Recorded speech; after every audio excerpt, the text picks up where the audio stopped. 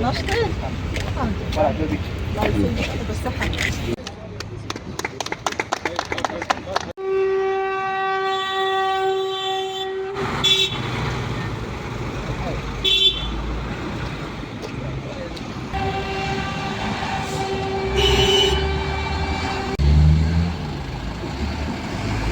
الأحمر الجزائري وضع استراتيجية كاملة شاملة بالنسبة لشهر رمضان الفضيل، تهدف إلى التكفل بأكثر من 100,000 عائلة على الصعيد الوطني، أكثر من 20,000 يتيم بالنسبة لعيد الفطر المبارك وعمليات الختان، إضافة إلى 200 مطعم من مطاعم الهلال الأحمر الجزائري، تشمل طريق السيار شرق غرب، تشمل العديد من المسالك كذلك في الولايات الداخلية والنقاط الحدودية.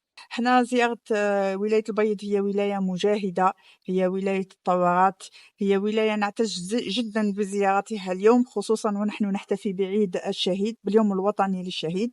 اليوم ارتأينا أنه مع قدوم شهر رمضان المبارك نتجه إلى ولاية البيض لتجهيز 4 قاعات علاج في إطار استراتيجيتنا، كذلك تجهيز قاعات العلاج عبر التراب الوطني وفي المناطق البعيدة.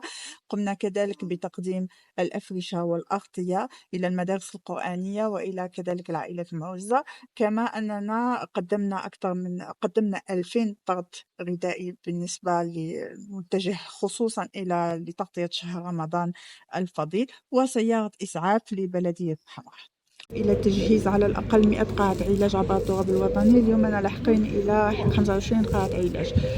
بالنسبة لسيارات الإسعاف، لأنه ربما نقولوا بلا ثمن باهظ قليلا، رانا نحاولوا على قدر المستطاع تغطية العديد من البلديات النائية في بالنسبة لسيارات الإسعاف. بالنسبة للطرود الغذائية كما قلت لك، كل الولايات ستستفيد بين 1000 و2000 طرد غذائي حسب الكثافة السكانية، لكن احنا عطينا أولوية أكبر للولايات الجنوبية والولايات الحدودية. نجهزوا المدارس القرآنية، احنا نتحدثوا على المدارس القرآنية ونقدموا مساعدات غذائية، لأن هذه المدارس وهذه الزوايا لا ننسى بلا نقولوا مهد العمل التطوعي، لأن جميع المتطوعين اللي فيها يقوموا بإطعام عابري السبيل أكثر شيء.